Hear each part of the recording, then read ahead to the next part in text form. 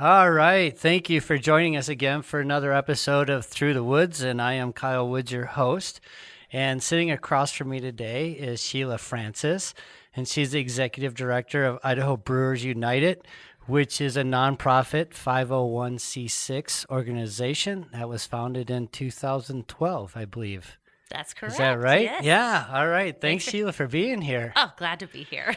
So this is kind of my favorite part when we get started. Just, how do I know these people or what's our relationship? And actually, you and I, of all things, the first time we met, we were on a boot camp for the winery industry. That's you remember right. that? Yeah. I think I was jumping ahead to our second meeting at, the coffee shop down the road. I was like, oh, we did meet before that. Yeah. And that's where it was. And then funny part is then I think it was a year or maybe even 2 years later, then all of a sudden I'm on a boot camp with you for the hops industry, and we're out there doing a tour of the hops facilities during the harvest time, which honestly, if people have never seen that before, it's absolutely amazing. There's nothing like it. It's just so hard to explain. I'm sure many crops are like that, but I mean, it's a row crop unlike any other. Yeah. And honestly, if people have headed out towards the Wilder area, they would see the huge trussel fields out there of the hops. And it's just absolutely amazing, especially if you're out there in, August to September when they're harvesting. Is really cool. So yeah, just even the full fields are something to see. Yeah. So let's talk about Sheila. So let's figure out, where you got started, how you got into this industry, and just kind of give us a little bit of background about you. All right. So I have kind of a funny background of I majored in accounting in college. And by the time I got to my final semester of senior year, I was like, what am I doing? Why? I'm not going to be a CPA. No, thank you. And I don't think my parents wanted to pay for any more college. It was like 4 years and you're done. So, and I had already transferred twice. So I think I know that route. I've heard of that before. Yeah. So decided I had a very short stint in the recording live music down in Austin. I worked for an independent company down there, but I really got into the logistics and events. That took me to Chicago, where I worked for a large event production company. They're no longer in business, but we did large, like those adventure, like obstacle course type things. And by that point, I mean, people might recognize my last name. It is familiar. My brother called me and was like, hey, I need some help here at the brewery. He started a brewery. Would you move back? And I was like, absolutely. I think I was gone from Idaho less than a year, or just about a year. And I was like, I got to get back to Idaho. Chicago's great. Austin's very cool. It's much better to live in Idaho, in my opinion. So my brother is Mike Francis. He did start Payette Brewing Company. So I was the fourth employee there in 2011, which is wild. Now I'm like, wow. So from there, I mean, that's really how I got my start in the beer industry. And what was like kind of your first role with Mike at Payette? Well, I mean, my title was marketing and events, but a lot of it was just general wrangling. When you're a company of 4 trying to do a lot of new things, get involved in the community, we all took on a lot. I will never say I brewed. I mean, I brewed with air quotes, but it was more like, ooh, I dumped in a bucket. Ooh, I took some pictures. And that was the extent. Yeah. So I was not part of that. I will never claim that. So then in 2016, you became the executive director of Idaho Brewers United. Correct. And I think it's just good to just let people know, talk to us about what is Idaho Brewers United? What are they doing? What is their role with the brewery industry? So Idaho Brewers United, I'll probably call it IBU from here on out, just to make it easy. We're a trade association, so our 3 main focuses are legislation, promotion, and education. So we do various things depending on the time of year. Obviously, being here in Idaho, we do legislation from January until March, April-ish. Policy work depending on how long. The hope is the end of March. Yes. My plan is always, let's get introduced and get out of here, but that doesn't always go as planned. Yeah. So We work on favorable policy and protect from any detrimental policy for the beer industry and brewing industry, as well as we'll go to bat for any of our affiliated industries such as hops or barley, wholesalers. There's a whole bunch of stuff. A lot. Yeah. Yeah. And then I guess I'll skip to education since promotion's the biggest part. But education, we provide various opportunities for brewers to learn from others outside the industry, or we bring in other speakers that are just a wealth of knowledge just to help everyone get better. And eventually I'd like to expand that to some consumer facing education, but limited time and energy. Yeah. And did COVID play or have an effect on you guys with that piece of it anyway? Oh yeah. We Yeah. had really, really great momentum. We were building up, we added events in 2019 and then 2020. Plus, I had a baby, so then it was like I had a baby and the world shut down 3 days later, so it didn't really work out for everyone. You didn't time that very well, did you? Oh, I kind of did, though, because we went into the hospital Well, and everything was normal, and we came out, and it was like, I guess we're not going anywhere. That's true. That would have been in time. Then you were lucky that actually people could visit you in the hospital. Yeah. They actually came around when my Yeah. parents were there, and they were like, by the way, these are your last visitors. Well, how is it being a new mother? And then we can kind of get back to the Oh. IBU a little bit. It's great. I have a tiny wild child, so, she knows no fear, just boundless energy. Yeah. Do you get to take her to some of the events or no? I try not to take her to events, but she has, she's a brewery regular at a couple places where, if they get my mail or I have to pick up stuff or Yeah. I've got a meeting, she knows the drill. Of like, all right, stay on this side of the concrete and don't touch. Gonna be a little Sheila one day, huh? No, it's terrifying. That's great. So we'll get back to IBU. Then, was there any legislative stuff that you guys were working on this year for the brewers? This year we decided to kind of take a step back, given that there were so many new faces, and it seemed like some really, really big issues to tackle that sometimes we didn't really have a super clear direction. So we're like, let's not try and do something just to do something. If we don't have a clear purpose and mission, passing legislation to pass it it's just a waste of, we can always do better. So Right. we just decided to, watch, which was kind of nice. Yeah, sometimes that's good. Just to Yeah. see what happens and Show come up back at the next things year that with are another important, thing. Yeah. Shake some hands, Yeah. Keep people at the forefront. Yeah. But no, nothing major that we worked on this year. We did some major stuff within the past couple years. So it's like, all right, we'll give them a break from talking to Yeah. the beer people. It's a good time to just sit back on this one. Yeah. Well, you talked about promotion. So talk about the things that you guys do promotion wise. So, our number one goal is to increase people visiting breweries in Idaho, drinking Idaho beer, wherever that may be, and just the general awareness of Idaho beer. Because sometimes we're a flyover state. You'll hear, big breweries distributing, and they'll go from like Colorado to Washington and Oregon. I'm like, okay, I get that they have bigger markets, but come on. Right. Right. But we've got some great breweries here. So we have a few major not major initiatives, but you attended Destination Beer. That is our longest running event in late February in McCall. Our largest, most successful one yet. So that's fantastic. And then we are just a couple weeks away from Idaho Craft Beer Month, which is April. So we'll be kicking that off with Pints Up, which is what these lovely glasses are from previous I Pints love Up. it. Yeah. So it's essentially a statewide pint day where you get there's 20, 30 participating locations. You get to go, and they each have their own promotions. Most of them do buy a beer, get a glass, and you can collect all the different ones. This year will have a brand new design. Yeah. Talk about this actually, since you do have this in front of us. Like, where does the design come from, and do you guys do a competition for that as well, for someone to get that privilege of getting their design on the glass? How does it all work? I wish I was doing a competition but then it's like, oh, I did not start this early enough. But each year we try and work through, use a different artist. And the past couple years, the Barley Commission has supported the event. And now the Hop Commission is also supporting it. So we've really focused on the Idaho ag portion of it. So actually, all of these came from various brewery employees who are also, graphic designers, artists. So kind of source local, which is pretty cool through our own community to make new glasses every year. Yeah, no, very cool. And then you said it runs for the whole month of April. So how does it work then? If So Pints Up is, well, we're doing the 6th through the 9th because every brewery is different. So we've given them a little flexibility. I'll have a published list on our website pretty soon of what everyone's doing.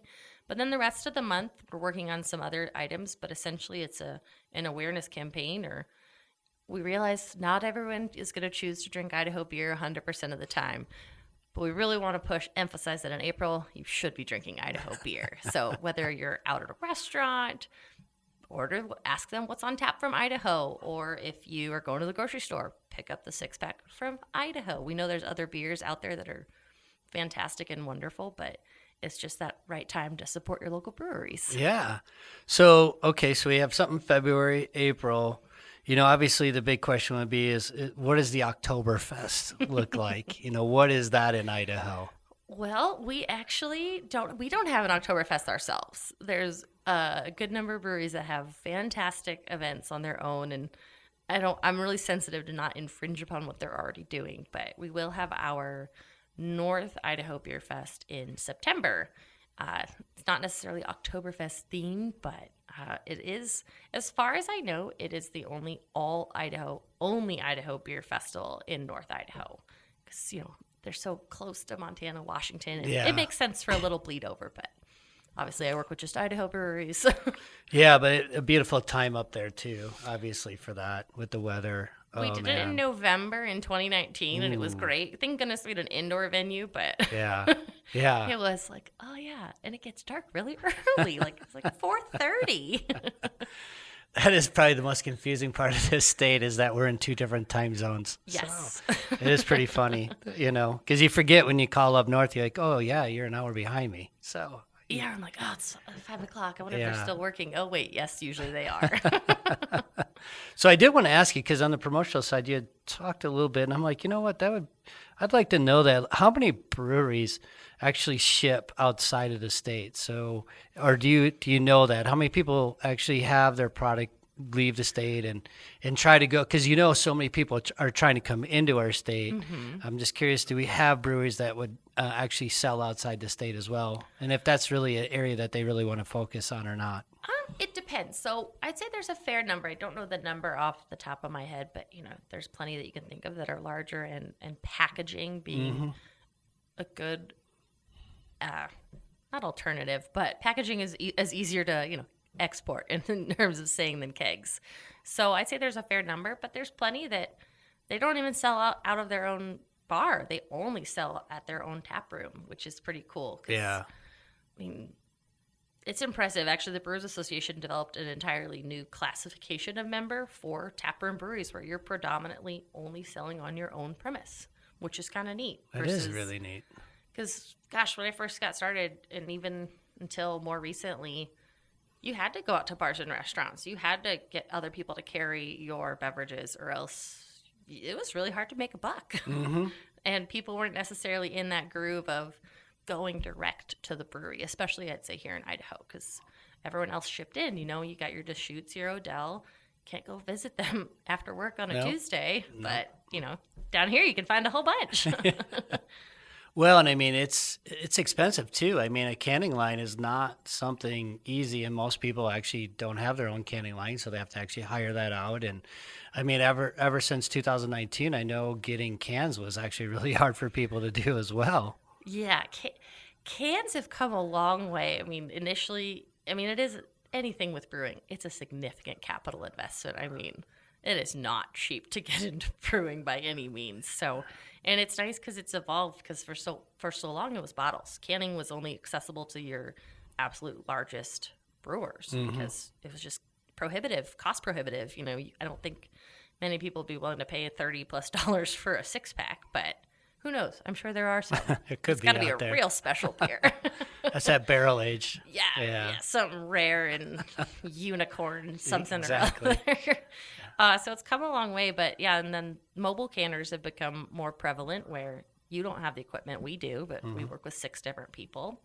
And then some of the major candy manufacturers started to figure it out, but then with the supply chain squeeze, they made some policy changes. I'd argue they weren't the best because they've already reversed a lot of them. So it's become better. It's still not fantastic. I mean, the way they make those cans, If you, I'd say go watch a YouTube of like how it's made for cans because it's incredible. That would be cool. Yeah. Yeah, like That'd I be think cool a to run of watch. cans or like a truckload of cans is 270,000 cans. I think so. I might be way low on that actually, but at a facility that Ball out of California, that's like an hour for them. It's not very long, and then they spend the rest of the day making soda cans. Oh, wow. Oh, man. It's kind of crazy. Yeah. Well, and I could see a lot of people wanting to go the canning route anyway. If you want to get into retail establishments, like an Albertsons or something like that. I mean, you had to do that. And then Idaho being a big river state, I mean, obviously you can't have glass with you, so the canning side of it is a big one as well. Oh yeah, So, it's like camping, boating, going on the river, even just going to the park if you're playing disc golf. Like nobody wants to carry around glass or Right. have to figure out how to dispose of it. I mean, I Yep. hope everyone's disposing of their cans anyway properly, but Right. it is a little easier to crunch it up and take it with you. That's great. Okay, so let's talk about what a day looks like for Sheila as the executive director. Like, tell us some of the roles that you're doing and the things that are part of the job that you have to do.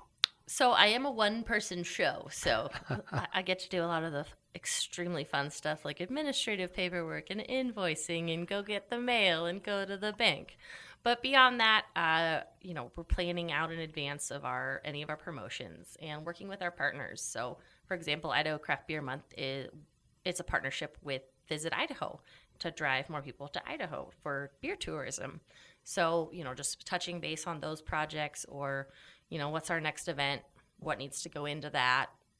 Who do I need to call for catering? Who do I need to call for rentals? So it varies significantly. If we are pushing stuff in the legislature, I am up early making sure I know what was on the agenda.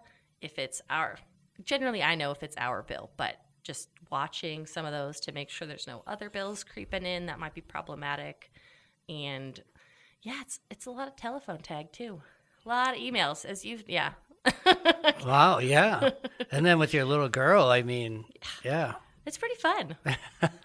She's really good at the Zoom wave now. That's perfect. Well, that's a good question. Like, how often are you on the Zoom calls? Is that almost daily or hopefully not quite that No, much? no longer. It's That's no good. longer a daily thing, thankfully. I mean, at least once or twice a week. It kind of depends. I'll attend some other association meetings from afar just because it's easier. Because it's not all the information is super relevant. It's important, but it's not necessarily relevant to our organization. So it's nice to be able to attend like those virtually and then also be able to knock out some of that. All right, enter some invoices. Who owes this money? Who do I owe money? Yeah. Well, speaking of that, I mean, the work that you guys did, so talk to us about this because I think it was 2 years ago that you guys ended up partnering with the Idaho Hops Commission. So, and the excise tax. So kind of talk to us about that, how that whole partnership came about. All right, because this is a little bit of a doozy, and I'm so glad we solved it. Because this is an issue that really brought IBU together in a sense. So until a couple years ago, well, it's still taxed the same, but you've got two different tiers of tax. You've got regular beer tax, which is 15 cents, and that's 5% alcohol by volume and below are taxed at 15 cents a gallon. If you are above 5%, you are taxed at 45 cents a gallon. And until recently, it was taxed or strong beer was taxed and considered wine. So part of the wine statutes were that 5% of the collected excise taxes go to the wine commission. So it's like, well, obviously that's not cool. Love wine, have a lot of respect for them, but beer shouldn't be paying to promote wine. So it actually took us quite a while to get to the bottom of how much beer was actually contributing, because as this, the sales tax commission was, we don't care where it comes from as long as you're paying it. It's like sales tax. Did you buy pencils or did you buy grapefruit? I don't care. Pay your 6%. Right. So it took us a while to get the information that we needed to fully understand what was actually going on. And beer had a pretty significant impact on their budget, like half of their excise tax. Wow. So it was a challenge given that, they were going to lose a whole big chunk of money, and they knew it, and they knew it wasn't right. at the same time. So eventually we got our bills or our corrections together, whereas instead of the 5% of strong beer tax going to the Wine Commission, it would be diverted to the Idaho Hop Growers Commission. And in turn, they were able to increase their portion of excise tax collected on Idaho-made wine. So they stayed whole. Beer no longer pays to promote a co-opetition, as we call it, cooperative competition. And then the Idaho Hop Growers Commission is now helping run a lot of promotions for beer. So Yeah, so it helps out the promotion of the hops industry, yeah. and then for Idaho brewers as well. Yeah, Yes. it was a messy, tangled web that took a while to unweave, but it was great once it was done. Well, and I mean, so that's good for people to know too, is because I don't think people know that Idaho, and correct me if I'm wrong, is number one in barley and number two in hops. Correct. Yeah, which is big. So having that right here in our backyard, what does that do for our local brewers that they actually have access to something like this? Well, it can do a lot of things. So it's really great for fresh hop season because brewers only have to go, depending on where they are in the state. So it helps at Oktoberfest, right? Yes, in Yeah. fresh hop season that, Yeah. summer is close as a half an hour.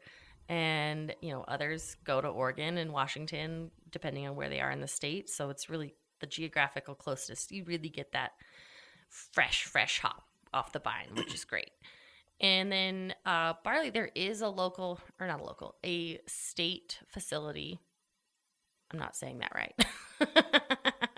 There is a company in Idaho that grows in Idaho and malts in Idaho. Okay. So there's not a lot of states that can claim that what ingredients were grown there are mass produced enough and then they can go everywhere. So Great Western actually started bagging Idaho specific malt to keep it identity preserved. So we can, on a large scale, brewers can brew 100% Idaho beer. There's other states that have their own barley and malted barley and hops, but nowhere near on the commercial production side where it makes sense to make a whole bunch of it. So brewers can brag and put a bigger emphasis on using Idaho-grown ingredients. Which is great. I mean, that's part of the PR side of it too, and a lot of people love that, that Idaho Preferred came from that, where, I mean, people just have pride of having their products all here right in Idaho. So that's a big piece for them. And it's incredible how you just don't totally know it. I mean, Idaho is such a big spread out state that, you could not even know that, the potatoes have done a really great job with their marketing for grown in Idaho potatoes. But there's so much more agriculture, which is really great. Yeah. Well, and I mean, with the hops production growing like it did, and we moved into number 2, and if I remember, we took over Oregon in that area, and out of nowhere, we have Mill 95. So what has that meant to the brewery industry that we have our own mill now in our backyard? So it's been a long time coming. Interestingly, hop growers, they harvest it, they pull the cones off the vines, and it's with B. I'm not saying it wrong. It is a vine, not a vine, based on the direction it goes. I think that's right. Someone's going to have to, autocorrect me later, or excuse me. Well, don't worry. We'll give out all your contact information so Call they can her get a hold. directly. Yes, here's her cell phone number. Please text her as many times as you want. So, she won't answer. yeah, and she's awake anyway because her daughter's still keeping her up. So, So until Mill 95 came around, growers in Idaho had to ship their products elsewhere to get fully processed and pelletized, which it's kind of silly given how much acreage that we have. But like anything, it's not cheap to get into. And so thankfully, Jamie Scott, she actually came to me right when I first started and was like, I have this idea. I was like, that's a great idea. Do it. really good idea. Yeah, and it's really changed, and they're really relationship forward. I mean, being in the backyard, especially in the Boise area, so many people, they really have unparalleled customer service. There's times brewers are like, hey, I'm short, I need something, and it's there within 45 minutes in a refrigerated van, which is impressive. And they actively support pretty much any of the brewers.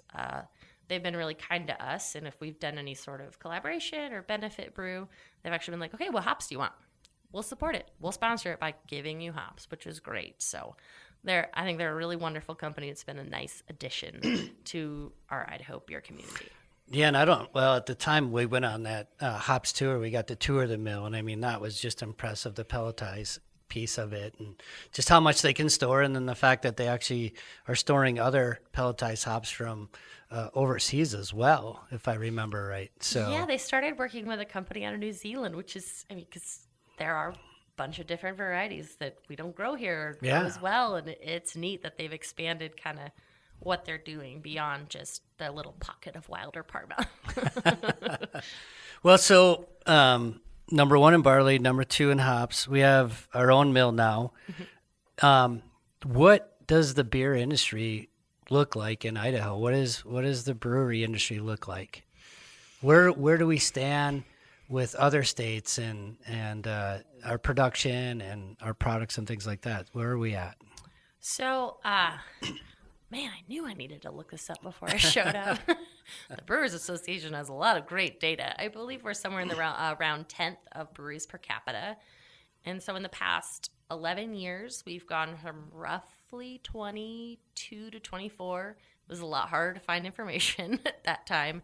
And now we're at close to 100, which has been, we've seen it's a nice graph of it's a slow and steady rise. And I think that's been really good because there's some states you've seen some really big spikes and some drop and spike and drop.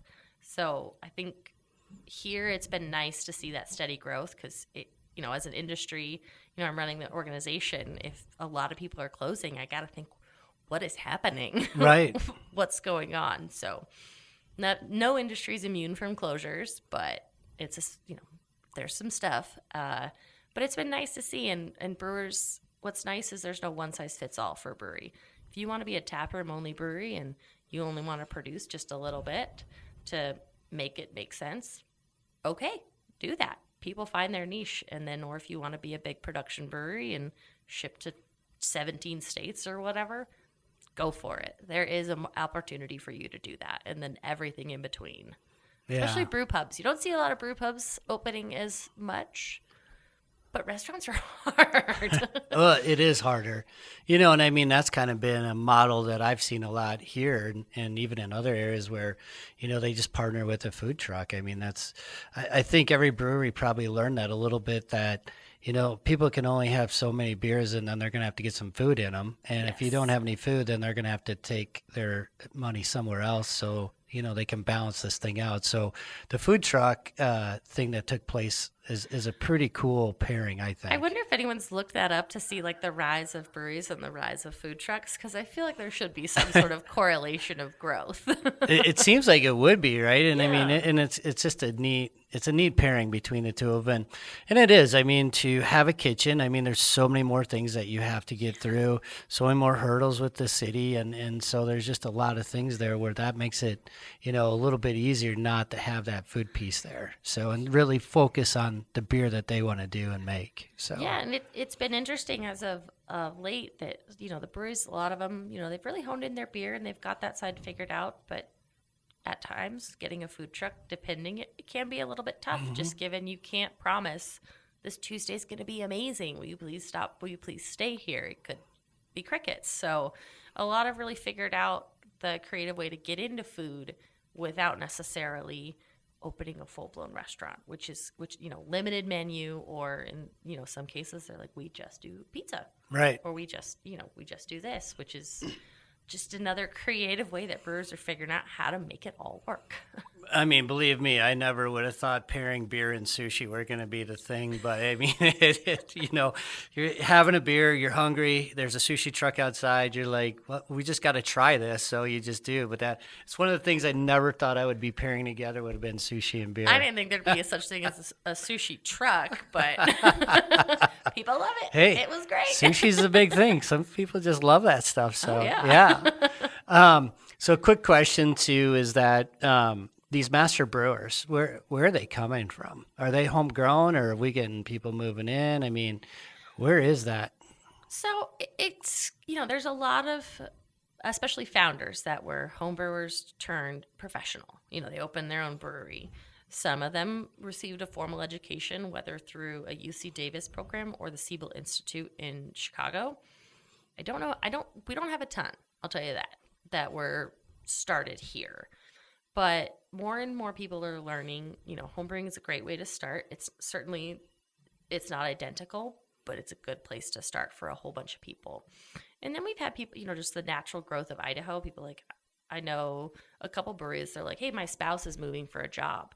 I'm a brewer at, this, well-known brewery down in California or Texas or Illinois. You got any jobs? It's like, yes, please. Yeah. So it's been nice to see that. And then others, they're showing a willingness. There's a lot that they started behind the bar and then keg washing and they worked their way up. So it's one of those, they come from all over. There's no one path to getting there. Right. I know I'm going to get killed for this question because there's never, you can never have too much breweries, but is there such a thing as oversaturation, or is it's not because people just find what they like and that's the brewery they want to visit? Is it anything concerning like that? No, not, especially not right now, not in Idaho, given our rapid growth. And there's always the opportunity to make the pie bigger. Mm-hmm. I mean, how many people haven't tried a craft beer? To you and I, that might seem totally crazy. What do you mean you've never had a craft beer from a local brewery? But there's still plenty of drinkers there that they know what they like, and there is more challenging to get them to try something new and different. So if we could just make the pie bigger to reach more people that are interested in beer, and maybe they'll find the right beer for them at a brewery, that makes it better for everybody. Right. So you started in 2016. Here we are, 2023. What have you seen? Like, what successes have taken place over that time, and what challenges have you seen as well? And what does that look like for us going in the future? So, sorry, leading you way out there, but let's just think, successes and challenges between 2016 and today. So I'd say, especially between 2016 and today, I'd say a success and a challenge at the same time is I've really seen a lot of breweries grow and really figure out, what they want to be, what they want to be about. This is our mission. This is the kind of beers we want to make. It's not necessarily that chasing every single trend or making sure you're only making the weirdest, craziest beers. People have really found where they fit within the beer community, which has been really great to see, because there's some you're like, okay, I don't know, you're like, okay, I think I know what you're about, but I'm not sure. But they find their way. Obviously, COVID was a doozy. Mm-hmm. There was a little bit of silver linings, I'd say, for some. I try to spin this as positive as possible just because it bums me out. But I mean, a lot of breweries took that opportunity to do some major projects where they were like, we couldn't shut down our brewery for a couple days in order to re-pour all the floors from our tap room or redo our beer garden. Mm-hmm. So, I mean, that was one really, I'd say, positive thing to come out of the pandemic, is that they took those opportunities to do those types of improvements. But, no one was immune from that, laying off people. Where are we getting our supply? Like, how soon are the ingredients coming? Or are people going to stop by to fill their growler or pick up a 6-pack? When are they going to do it? Right. So, and it showed a lot. I mean, on-premise, meaning you're going to the place to drink the beverage. It's still recovering. I mean, you got in such a good habit of picking up what you wanted to stay at home because you weren't necessarily going out. Right. And so off-premise, meaning you're buying the beer and taking it with you. I mean, that's pretty strong for a lot of breweries, but on-premise, like bars and restaurants, it's creeping back up. And then, you've got some other challenges of alternative alcoholic beverages like seltzers and, well, I would like cider and wine. I've always been there, but yeah, and low proof cocktails. It's just new. I mean, heck, I saw they're making alcoholic Sunny D. That's coming out. Like, what? Really? What? Yeah. Yes. Part of me's just like, Ooh, they're going after, the millennials of like, I remember getting Sunny D after a soccer game, and now I can drink it on a Man, Saturday. they're just creating more bad memories for people that they don't even, I can't even have a Sunny D anymore because I had a bad memory with it. So. Yeah. Or, it's like everyone has a terrible memory with Four Loko, and you're like, did we not learn our lesson? Right. Yeah, Hard Mountain Dew, it's coming, or already here. It's hard to keep up. Oh, man. Well, it's just, yeah. I mean, can a see that. diversifying category is always going to be a challenge, but people want to Yeah. invent, people want to try new things, so we'll see. Well, I mean, that's even on the craft brewery side. I mean, just the different varieties, that people are getting, the things that they're exploring, I mean, you never thought about fruit being infused into beer. It just, you just didn't think that, or coffee being part of it, or Yeah. chocolate. Or, I mean, or let's make a sour, and it's like, yeah, oh, or even a what are you talking sour. about? Yeah. But people love it and it's working. So, speaking of that, what would you say Idaho is known for? I mean, it's certainly evolved, but there's a lot of those big hop flavors, and they're just different from what it's kind of a regionalized. I always joke. Some of them, it's like that punch you in the face with hops type of like. I want that bitterness. People love that. I don't particularly care for it, but I'd say you get a lot of really, really big IPAs coming out of Idaho and the Northwest, and that's what a lot of people are making. People are drinking it, so they wouldn't be making it if they weren't. Right.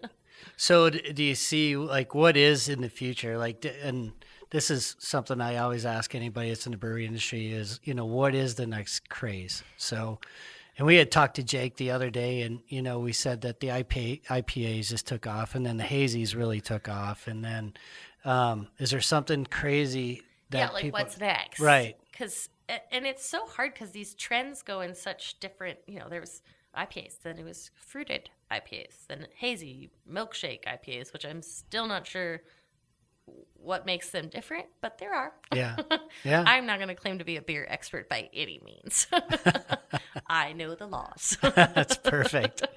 Well, I can tell you that the brewery industry is an amazing industry. I mean, they fought through a lot, and their tenacity and their creativity is absolutely amazing. They're scrappy. They just came out of it. They just found ways to make it happen. I think one of the greatest things about living in this country, though, is that we're social people, and you can lock us in our homes for a little while, but we just aren't going to be able to stay there. We like to be out. We like to be socializing. It is great to see the downtown starting to get active again and that people do want to be out. And events get going. I mean, any events. Yeah. It's great. Yeah. And then hopefully, too, I mean, it's the beer industry. You hope you don't have shortage of employees. You hope that people really want to be a part of that, right? So...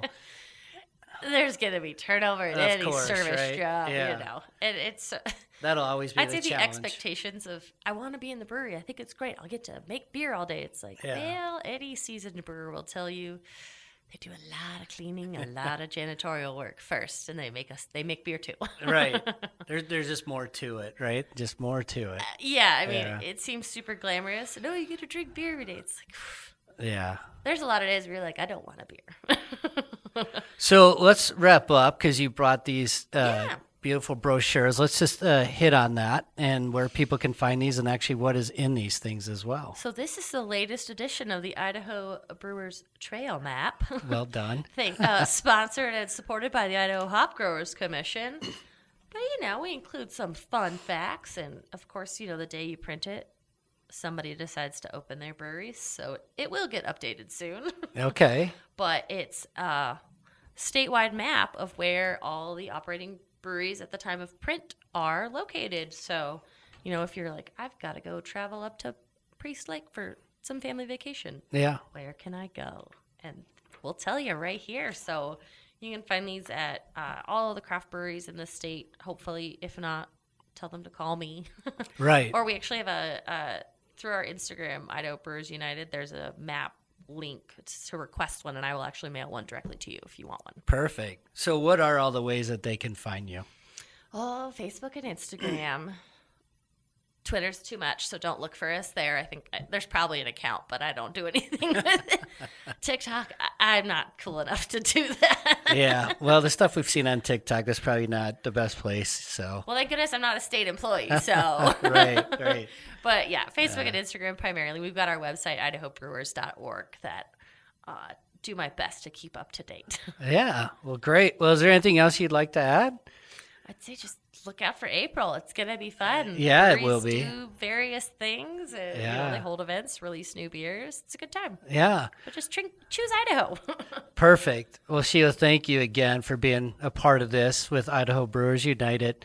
We really appreciate you coming in and kind of just giving us an update on, what the brewery industry looks like in Idaho. So I just like to say I need to thank Associated Insurance Services for sponsoring this event, and you can go to associatedins.com if you want to learn more. And if you have any questions or comments, I'd really appreciate it. You can reach out to me at kyle@associatedins.com. And thanks for being part of Through the Woods. Thank you.